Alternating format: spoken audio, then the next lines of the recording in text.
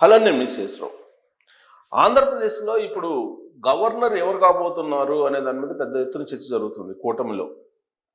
అశోక్ గజపతిరాజు గారు గవర్నర్ కాబోతున్నారు అనేది సర్వత్రా వినిపిస్తుంది. ఆయన నిరాడంబరుడు, రాచరిక కుటుంబానికి సంబంధించినటువంటి లీడరు, విజయనగరానికి సంబంధించినటువంటి రాచరిక కుటుంబం నుంచి వచ్చి ఆయన నీతివంతమైన రాజకీయాలు చేశారు. అందుకే ప్రధానమంత్రి నరేంద్ర మోడీ గారు ప్రత్యేకమైనటువంటి విధంగా గుర్తించారు ఆయన్ని.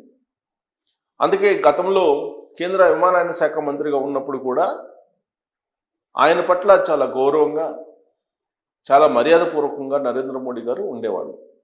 దానికి కారణం ఏంటంటే అశోక్ గజపతిరాజు గారి జీవన శైలి, ఆయన అనుసరించినటువంటి నిజాయితీగా ఉండేటువంటి పద్ధతి, ఇవన్నీ కూడా ఆ రోజున నరేంద్ర మోడీ గారిని ఆకర్షించాయి. ఇప్పుడు ఆనాటి పరిచయం పనిచేస్తోంది.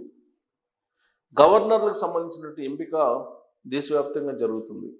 5 గవర్నర్లని ఎంపిక చేసేటువంటి అవకాశం ఉంది, కొత్త వాళ్ళని.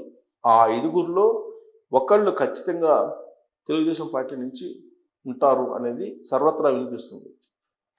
ఎప్పుడు ఉంటారు? గత కొంతకాలంగా ఇది వినిపిస్తుంది కదా అని చెప్పి మీరు అనొచ్చు. మే ఫస్ట్ వీక్లో ఈ నియామకం జరగబోతుంది అనేటువంటిది చాలా క్లియర్గా ఢిల్లీ నుంచి అందుతున్నటువంటి సమాచారం. మరి ఎవరు అని అంటే మరో ఆలోచన లేకుండా, మరో ప్రత్యామ్నాయ పేరే లేకుండా అశోక్ గజపతిరాజు గారిని ఏకగ్రీవంగా కూటమి గవర్నర్గా అశోక్ గజపతిరాజు గారిని ఎంపిక చేయబోతున్నారని చెప్పి తెలుస్తుంది. ఈ ఎంపిక సంబంధించి ఇప్పటికే నరేంద్ర మోడీ గారు అలాగే చంద్రబాబు నాయుడు గారి మధ్య ఒక చర్చ కూడా జరిగిందని చెప్పి తెలుస్తుంది. ఆ ప్రస్తావన కూడా వచ్చింది. గవర్నర్ ఎంపికల విషయంలో ఇద్దరి మధ్య సంప్రదింపులు కూడా జరిగాయి. సో ఆ క్రమంలో గవర్నర్గా అశోక్ గజపతిరాజు గారు మేలో ఆయన ఎంపిక కాబోతున్నారని తెలుస్తుంది. మరి ఏ రాష్ట్రానికి ఎంపిక కాబోతున్నారు అనేది కూడా మరొక అంశం. తమిళనాడు గవర్నర్గా ఆయన నియామకం కాబోతున్నారు అనేది కూడా. ప్రస్తుతం తమిళనాడులో ఉన్నటువంటి పరిస్థితులు సానుకూలంగా ఉండాలి అనేది బీజేపీ యొక్క ఆలోచన. అందుకే ఆ రాష్ట్రం మీద అవగాహన ఉన్నటువంటి వాళ్ళు ఉండాలి.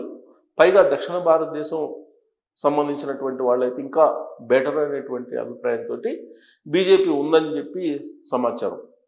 ఆ కోణం నుంచి చూస్తే కనుక అశోక్ గజపతిరాజు గారిని తమిళనాడు రాష్ట్ర గవర్నర్గా నియమించేటువంటి అవకాశం ఉంది. గతంలో తెలుగు వాళ్ళు తమిళనాడు గవర్నర్గా చేశారంటే మనకి అందరికీ గుర్తున్నటువంటి నియామకం ఏంటంటే రోషి గారు. ఆయన ఉమ్మడి ఆంధ్రప్రదేశ్ ముఖ్యమంత్రిగా ఉన్నారు. ఆ తర్వాత కిరణ్ కుమార్ రెడ్డి గారిని కాంగ్రెస్ పార్టీ ముఖ్యమంత్రిని చేసి ఆయన్ని తమిళనాడు గవర్నర్గా పంపించారు.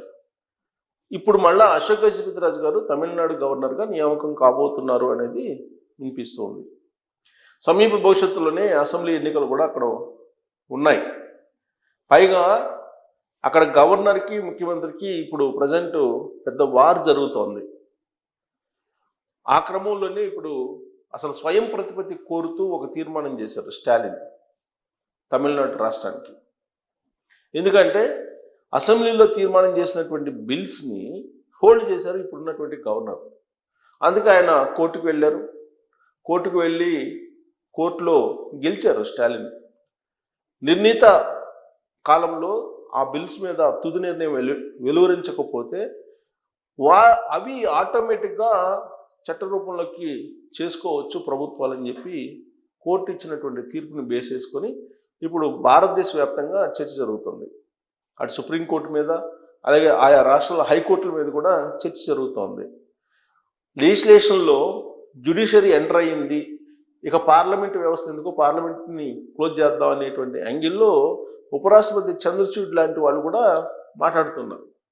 అంటే న్యాయ వ్యవస్థ మీద చర్చ ప్రారంభమైంది. దానికి కారణం తమిళనాడులో స్టాలిన్ ప్రభుత్వం పాస్ చేసినటువంటి 10 బిల్లుల్ని ఆ రాష్ట్రానికి సంబంధించిన గవర్నర్ హోల్డ్ చేశారు. దాంతో కోర్టుకి వెళ్లాల్సి వచ్చింది స్టాలిన్. కోర్టులో వాద ప్రతివాదనలు వెళ్ళిన తర్వాత నిర్ణీత సమయంలో గవర్నర్ కనుక రెస్పాండ్ కాకపోతే, వాటికి ఆమోద ముద్ర వేయకపోతే ఆటోమేటిక్గా ఆ బిల్స్ని ఇంప్లిమెంట్ చేసుకోవచ్చు చట్ట రూపంలోకి కన్వర్ట్ చేసి అని చెప్పి ఒక తీర్పు చెప్పింది. దాని ప్రకారం ఆల్రెడీ తమిళనాడులో ఆ 10 బిల్లులు అమల్లోకి వచ్చాయి, చట్టం రూపంలోకి వచ్చేసాయి. ఆ తర్వాత స్టెప్ ఏం చేశారు, స్వయం ప్రతిపత్తి కావాలి తమిళనాడు రాష్ట్రానికి అనేటువంటిది మరొక అంశాన్ని తెర మీదకు తీసుకొచ్చాడు స్టాలిన్. అంతేకాదు అసలు హిందీ భాష అవసరం లేదు అనేటువంటిది ఇంకొక వాదన కూడా ఆయన బయటకు తీసుకొస్తున్నారు. దక్షిణ భారతదేశానికి అన్యాయం జరుగుతుంది అనేటువంటి వాదన కూడా చాలా బలంగా వినిపిస్తున్నారు.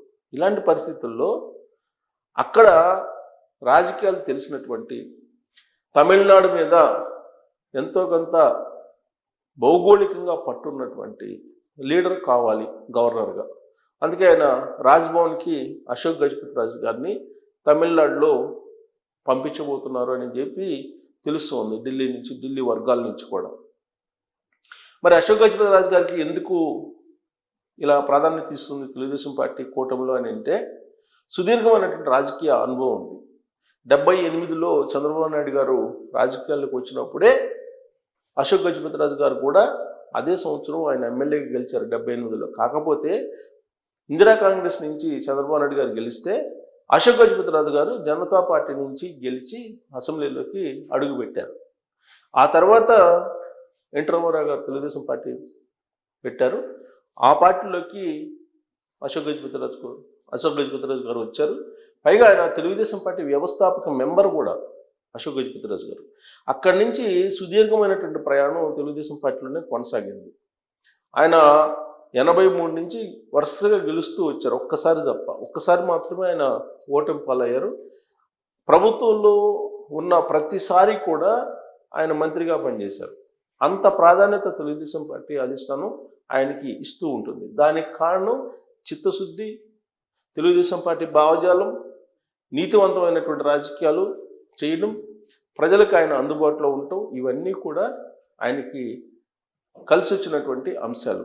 అందుకే ఇప్పుడు ఆయన సేవలను గుర్తించి గవర్నర్గా ఆయన్ని ఎంపిక చేయాలనేది కేంద్ర ప్రభుత్వం ఒక నిర్ణయం తీసుకుంది అని చెప్పి తెలుస్తుంది. కాకపోతే చాలా పేర్లు వినిపిస్తున్నాయి కానీ అవేవి కూడా వర్కౌట్ అయ్యేటువంటి పరిస్థితి లేదని చెప్పి తెలుస్తుంది. మోత్కుపల్లి నరసింహుల పేరు వినిపిస్తుంది. గతంలో హామీ ఇచ్చారు చంద్రబాబు నాయుడు గారు, కాబట్టి ఆ హామీ ప్రకారం మోత్కుపల్లి నరసింహుల పేరు కూడా ప్రతిపాదిస్తారు అనేది కూడా ఒకటి వినిపిస్తుంది. మరోవైపు వరలరామయ్య ఆయన నాకు గవర్నర్ పదవి కావాలని చెప్పి ఆయన అడుగుతున్నారు. ఇంకొక వైపు యనమల రామకృష్ణ గారు తనకి గవర్నర్ పదవి కావాలని చెప్పి ఆయన ఆశిస్తూ ఉన్నారు. ఇటీవల కాలంలో రాజకీయాల నుంచి వైదొలుగుతున్నానని చెప్పి ప్రకటించినటువంటి యనమల రామకృష్ణ గారు పుస్తక ఆవిష్కరణ సందర్భంగా ఒకవేళ చంద్రబాబు గారు ఇస్తే రాజ్యసభకి వెళ్ళాలనేటువంటి ఆలోచన ఉందని చెప్పి ముక్తాయించారు. అంటే పదవి ఇస్తే అది దాన్ని అనుభవించాలని చెప్పి ఎవరికైనా ఉంటుంది. సో కాబట్టి సంతృప్తి చెందాను రాజకీయాల్లో అని చెప్పి యనమల రామకృష్ణ గారు ఏదైతే చెప్పారో దాన్ని క్రైటీరియాగా తీసుకోలేము. అలాగే రాజకీయాలని నేను వదిలిపెట్టేశాను, వ్యవసాయం చేసుకుంటానని చెప్పినటువంటి సాయిరెడ్డి గారి మాటలో మనం నమ్మలేము. కాబట్టి రాజకీయాల్లో పదవులు వస్తే చివరి వరకు కూడా అనుభవించాలి, ప్రాణం ఉన్నంత వరకు కూడా అనుభవించాలి అనేటువంటి కోరిక అందరికీ ఉంటుంది. కాకపోతే అశోక్ గజపతి రాజు లాంటి వాళ్ళకు మాత్రమే అవకాశాలు వస్తూ ఉంటాయి. కారణం వాళ్ళు చేసినటువంటి చిత్తశుద్ధి గల సేవ అని చెప్పి చెప్పొచ్చు. పైగా ప్రధానమంత్రి నరేంద్ర మోడీ గారు ప్రత్యేకంగా గుర్తించినటువంటి లీడర్గా మనం భావించడానికి అవకాశం ఉంది. కాబట్టి ఆయన గవర్నర్ కాబోతున్నారు అని చెప్పి చెప్పడంలో ఎలాంటి సందేహం లేదు. మే 1st వీక్లో ఆయన నియామకం జరగబోతుందని చెప్పి అంటున్నారు. మరి ఆ నియామకం పట్ల మీరేమంటారు? ట్రోల్ చేయొచ్చు. Thank you.